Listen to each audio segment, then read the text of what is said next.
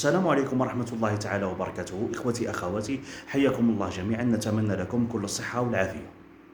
في هذا الفيديو سوف أوضح بعض الأمور خاصة بمسألة تأهل المنتخب الوطني الجزائري إلى كأس العالم. في فيديو أمس قلت بأن المنتخب الوطني الجزائري تفصيله 3 نقاط من أجل أن يضمن التأهل رسميا إلى كأس العالم. وفي بعض مواقع التواصل الاجتماعي شاهدت البعض يقول بأن المنتخب الوطني الجزائري تفصيله 4 نقاط. أعلم جيدا أن المنتخب الوطني الجزائري حسابيا حتى ولو يفوز أمام المنتخب الغيني يوم الاثنين المقبل، حسابيا ما يضمنش التأهل 100%. تخصه 4 نقاط باش يضمن التأهل 100% لنهائيات كأس العالم. ولكن لو نفوزوا أمام غينيا نضمن التأهل بنسبة 99.99%. يعني لو نحققوا 3 نقاط أمام غينيا راح نضمنوا نظريا التأهل إلى نهائيات كأس العالم بالولايات المتحدة الأمريكية، كندا والمكسيك في سنة 2026. لماذا؟ لأنه حاليا المنتخب الوطني الجزائري عنده 18 نقطة من 7 مباريات. المنتخب الأوغندي اللي بعد فوزه أمس أمام الموزمبيق هو اللي أصبح في المركز الثاني ب 12 نقطة. يعني بعد فوز المنتخب الأوغندي أمام المنتخب الموزمبيقي أمس دخل على الخط، ولا هو المنافس المباشر على المنتخب الوطني الجزائري، وأصبح يحتل المركز الثاني ب 12 نقطة. يعني الفارق بيننا وبين أوغندا 6 نقاط، يعني نحسبوه على أوغندا. في حالة ما إذا المنتخب الجزائري فاز أمام غينيا يصبح ب 21 نقطة، والمنتخب الأوغندي يفوز أمام الصومال، وهذا هو المرجح. من المرجح جدا أن المنتخب الأوغندي في المباراة القادمة أمام الصومال يفوز يصبح ب 15 نقطة. يعني يصبح الجزائر ب 21 نقطة، أوغندا ب 15 نقطة، والفرق هنا 6 نقاط، وتبقى مباراتين، يعني تبقى 6 نقاط في اللعب. المنتخب الجزائري في المباراتين الأخيرتين في شهر أكتوبر ينهزم فيهم في 2 مثلا، والمنتخب الأوغندي يفوز فيهم في 2. المنتخب الأوغندي في شهر أكتوبر عنده مباراتين أمام غينيا وأمام الجزائر، يفوز فيهم في 2 يصبح ب 21 نقطة. ولكن فارق الأهداف رانا بعاد عليه، رانا بعاد كثير عن المنتخب الأوغندي. المنتخب الأوغندي حاليا يصبح عنده الآن حاليا ماشي يصبح، حاليا عنده زي 3، يعني سجل 9 أهداف وتلقى 6 أهداف. المنتخب الوطني الجزائري حاليا زي 12، يصبح لديه أو فارق الأهداف عنده زائد أو سجل 19 هدف وتلقى 7، يعني عنده زي 12. نفوزوا احنا أمام أوغندا أو أمام غينيا المباراة القادمة، نفوزوا مثلا 1-0، أوغندا يفوز أمام الصومال. لما نفوزوا أمام غينيا 1-0 نصبح هنا في هذه الحالة احنا زي 13. يعني لو نفوزوا أمام غينيا 1-0 نصبح سجلنا 20 هدف وتلقينا 7، يعني نصبح زائد 13 هدفا. المنتخب الأوغندي الحالة الوحيدة التي تسمح له بالتأهل إلى كأس العالم في حالة التساوي مع الجزائر في عدد النقاط 21 نقطة. و حتى ولو فاز المنتخب الجزائري أمام غينيا يوم الاثنين المقبل، الحالة الوحيدة التي تسمح للمنتخب الأوغندي التأهل إلى كأس العالم في ظل كل هذا ما هي أنه يفوز أمام الصومال 3-0، ويفوز أمام غينيا 4-0، ويفوز أمام الجزائر 4-0. والمنتخب الجزائري عليه كذلك أو المنتخب الأوغندي عليه أن ينتظر خسارة الجزائر أمام الصومال بنتيجة عارضة. في حال هذا المنتخب الأوغندي بعد التساوي مع المنتخب الوطني الجزائري في نهاية التصفيات ب 21 نقطة، هنا يفوز المنتخب الأوغندي يتأهل هو لكأس العالم. ولكن هل هذا السيناريو تعتقدوا انه يحدث؟ هذا السيناريو اعتقد بانه بعيد عن الحدوث. يعني هذا السيناريو نسبة حدوثه هي 0.00000000004 كيلومتر اصفر، فاصل 1% باش يحدث هذا السيناريو. اذا لذلك نقول بانه في حالة ما اذا المنتخب الوطني الجزائري فاز امام غينيا وحقق 3 نقاط، راه نظريا تقريبا 99.99% راه في كأس العالم، وهذه النسبة أعتقد أنه قريبة من الرسمية.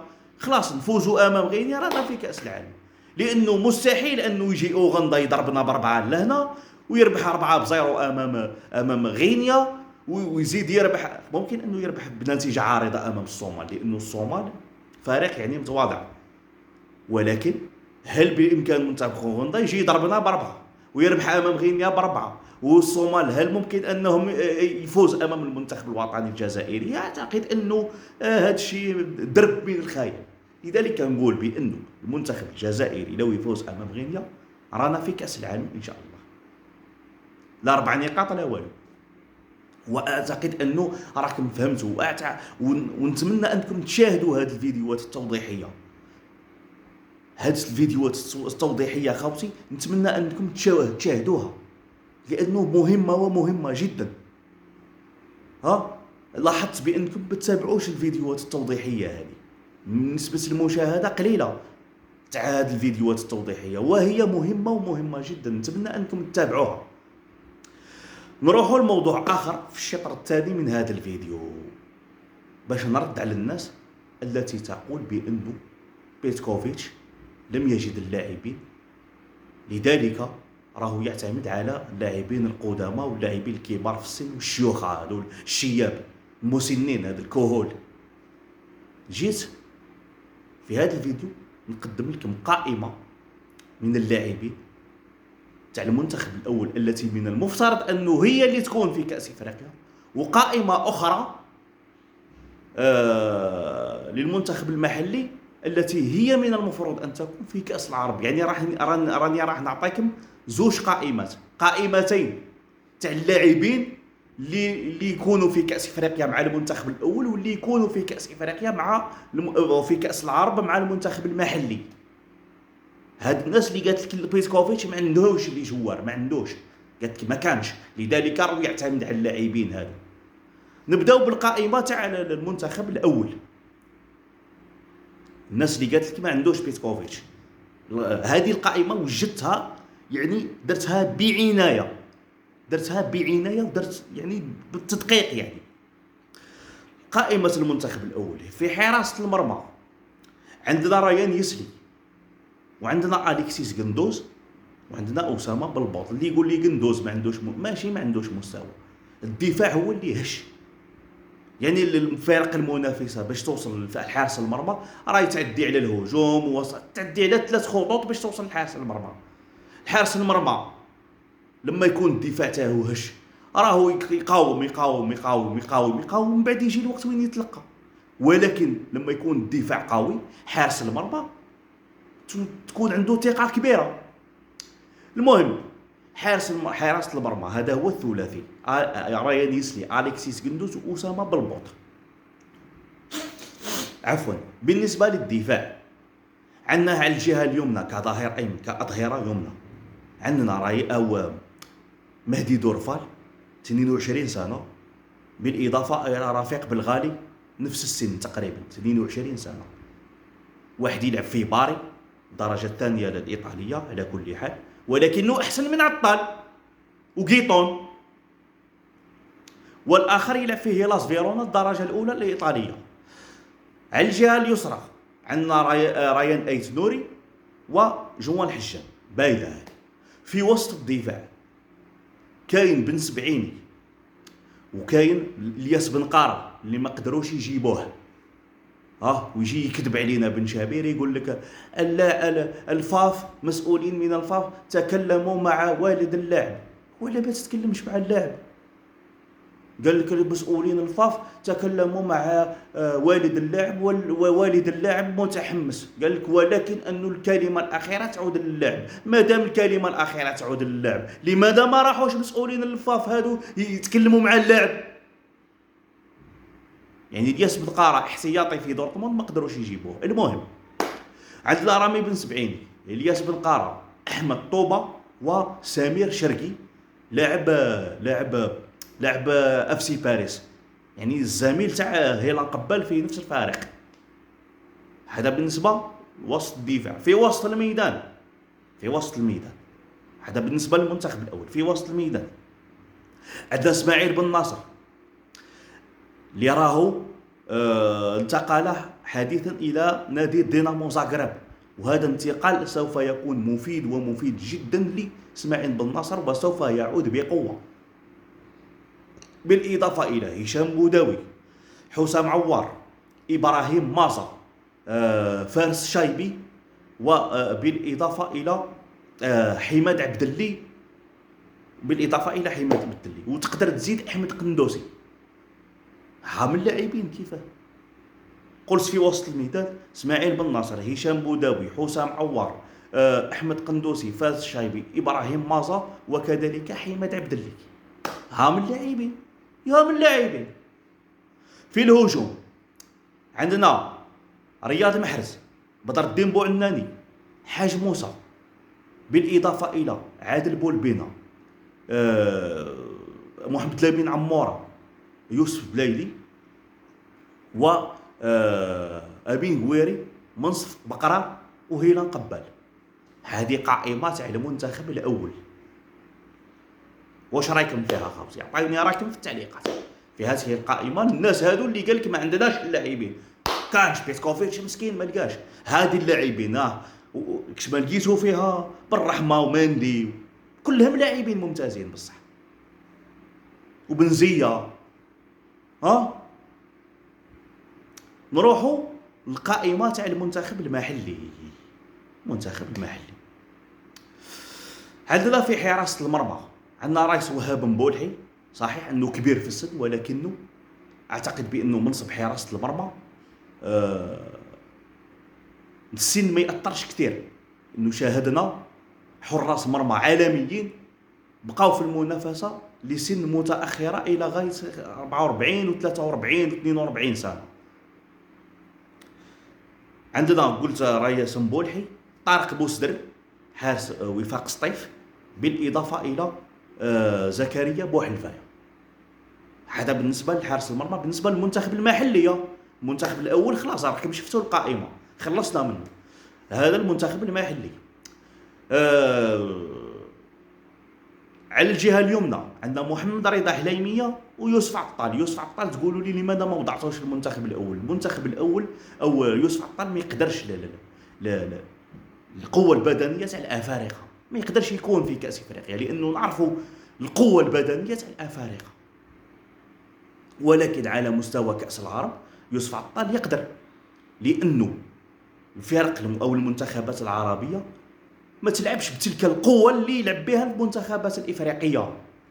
وديجا هو راهو في قطر، وكاس العرب سوف تقام في قطر، يعني يعرف الاجواء القطريه. يوسف عطال يقدر يقاوم على المستوى العربي، ولكن على المستوى الافريقي رانا نعرفوا باللي القوه البدنيه اللي يتميز بها اللاعبين تاع افريقيا. فهمتوني خاوتي؟ اذا على الجهه اليمنى يوسف عطال بالاضافه الى حليميه. على الجهه اليسرى الياس شتي ونوفل خاسف، يعني اللاعبين اللي كانوا في الشغل يعتمد عليهم بوغرا على ما اعتقد حلول جيده في كاس العرب. بالاضافه الى في وسط الدفاع عندنا منصف بقرار، عبد القادر بدران، زين الدين بالعيد، ايوب غزاله، وكذلك ادم عليلات، يعني الثنائي اللي كان في الشر. هادو اعتقد انهم عندهم مستوى باش يقدروا يكونوا وينافسوا في كاس العرب. هذا الرباعي الدفاع. ما كانش ادم عليلات، نجيبوا اشرف عباده لاعب جمعيه الشلف. هاي نحي اشرف عليلات وحط اشرف عباده. اذا رباعي محور الدفاع اللي نشوفوا انا يستحق ان يكون مع المنتخب المحلي في كاس العالم هو عبد القادر بدران، زين الدين بالعيد، ايوب غزاله، واشرف عباده. في وسط الميدان، في وسط الميدان راحين تشوفوا تلاحظوا انه درس لاعبين ينشطوا في الدوريات الاوروبيه. لماذا؟ لانه الفيفا هذه المره اعطت الضوء الاخضر للمنتخبات التي تشارك في كاس العرب انها تستخدم لاعبين من اوروبا ومن البطولات العربيه والبطولات المحليه،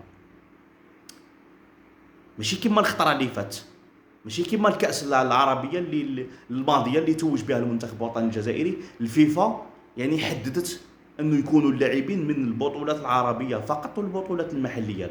المره هذه يختلف الامر، الفيفا اعطت الضوء الاخضر وسمحت للمنتخبات بانها تجيب لاعبين من اوروبا.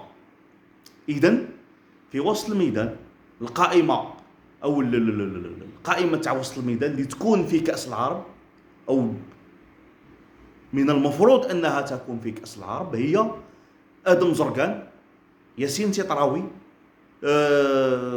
عبد القهار قادري، بالاضافه الى بلال بوكرشاوي. ممكن اننا نزيدوا ياسين ابراهيمي، بالاضافه الى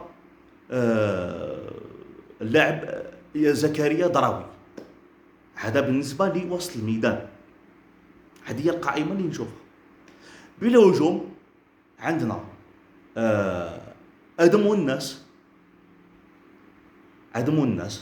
اللي غبر ما على بالناش وين راح ادم والناس هذا. ونضيفوا له على الجهه اليمنى لاعب يعني لحلو اخرب، لاعب شبيبه القبائل. على الجهه اليسرى ريان قلي، بالاضافه الى او ماشي ادم والناس، راني غلطت، ادم والناس بالاضافه الى بشير بلومي. ادم والناس يعني راهو عاد وممكن انه يكون جاهز بنسبه كبيره في يعني في وقت كاس العرب، يعني عند انطلاق كاس العرب بشير بلومي راح يكون جاهز. وبالاضافه الى ادم والناس. على الجهه اليسرى عندنا ريان قلي، ونزيدوا له سعيد بن رحمه. سيدي سعيد بن رحمه ممكن انه يكون حل مليح في كاس العرب. بالاضافه في الهجوم الى امين شياخه، بغداد بونجاح. انا بغداد بونجاح ما نديش الكاس افريقيا. امين شياخه، بغداد بونجاح، بالاضافه الى ايمن محيوص او سفيان بايزيد. ايمن محيوص لا اعتقد، سفيان بايزيد هو الانسب. هام قائمتين تاع كاس افريقيا تاع المنتخب الاول وكاس العرب، كيفاه ما كانش اللاعبين. هيا كيفاه ما كانش اللاعب، كاين اللاعبين. نتوما اللي ما تعرفوش تحوسوا على اللاعبين، نتوما اللي ما تعرفوش. المسؤولين تاع الاتحاديه هادو اللي فاشلين. ها من اللاعبين عطيت قائمه تاع المنتخب الاول وقائمه تاع المنتخب المحلي، وفي زوج قائمتين اعتقد بانهما محترمتين جدا ويقدروا ينافسوا، سواء القائمه اللي في كاس افريقيا او القائمه اللي في كاس العرب تقدر تنافس. القائمتين هادو كما لاحظتوا، هل موجود مندي، هل موجود بنزيه، هل موجود من طالب، هل موجود زروقي، غير موجود، غير موجودين. هادو كلهم شباب. بالاضافه الى او ما عدا بالرحمه اللي حطيته في القائمه تاع كاس العرب، ورياض محرز حطيته في القائمه تاع كاس افريقيا لانه قائد الفريق، ويوسف بلايني. هذا ما كان. حنا ما قلناش نحيو هاد اللاعبين هادو كامل، نعتمدوا على اللاعبين الشباب ونعاونوا بلاعبين تاع الخبره كما بن سبعيني، كما محرز، كما بلايلي. من الجهه المقابله المنتخب المحلي نجيبوا لاعبين شباب، هم كلهم شباب، ونعاونوا باللاعبين تاع الخبره كما مثلا بالرحمه، كما بونجاح، كما عطال. هاو كيف هذه هي طريقه التسيير، ماشي كما الفاشلين. هادو فاشلين، هادو يقول لك ما كانش اللاعبين. كيف منين ما كانش اللاعبين؟ ها من اللاعبين هادو حبوا يبينوا لنا باللي ما كانش اللاعبين، ويجيبوا لنا في الكهول باش يضعفوا المنتخب الوطني في كاس افريقيا، باش يخليوا الطريق لبعض الناس اللي فوطاو عليهم. المسؤولين تاع الاتحاديه راه تضعف في المنتخب الوطني الجزائري باش تخلي الطريق للناس اللي هاد المسؤولين على الاتحاديه هادي يصوتوا على الناس هادو، راه يضعف في المنتخب الوطني باش يخليو الطريق لهاد الناس. لانه المنتخب الجزائري لما يكون في افضل احواله بهذه التشكيله راهو ينافس هذوك الناس، ولكن المسؤولين الاتحاديه تتعمد جلب الكهول باش تفهمنا باللي ما راح نديروا والو في كاس افريقيا وكاس العالم هو المهم، وتخلي الطريق للناس اللي حابينهم بهم، اللي حاب يخدموا معاهم. وتقول لي كاس افريقيا ما يهمناش والتاهل للدور الثاني وخلاص وما كانش من هذه. اعتقد بانه 45 مليون جزائري ما تهمهاش كاس العالم، بالعكس تهمنا كاس افريقيا. التاهل لكاس العالم اكيد يهمنا، ولكن احنا اللي يهمنا المنافسه في كاس افريقيا، لانه في كاس العالم اولا التاهل راهو تحصيل حاصل، نقولها ونزيد نعاودها. وثانيا هل راح ننافسوا في كاس العالم؟ هل راح ننافسوا باش نديوها؟ اكيد اننا راح نتاهلوا لكاس العالم، نروحوا نلعبوا 3 ماتش ونجيو مروحين. يعني نلعبوا 3 ماتش ومن بعد نشاهدوا المنافسين اللي لعبنا معاهم 3 ماتش، نشاهدوهم في التلفزيون، هما يواصلوا المنافسه وحنا نجيو نشاهدوهم في التلفزيون. هذه هي. اذا كانش من هذه كاس العالم هي اللي تهم. 45 مليون جزائري تهموا المنافسه في كاس افريقيا، وتهموا كاس افريقيا اكثر من كاس العالم. واعتقد بانه نسبه كبيره تشاطرني الراي. هذه هي خوتي. هذا ما لدينا سيداتي وسادتي، نلتقي في فرصة أخرى بحول الله، والسلام عليكم ورحمة الله تعالى وبركاته.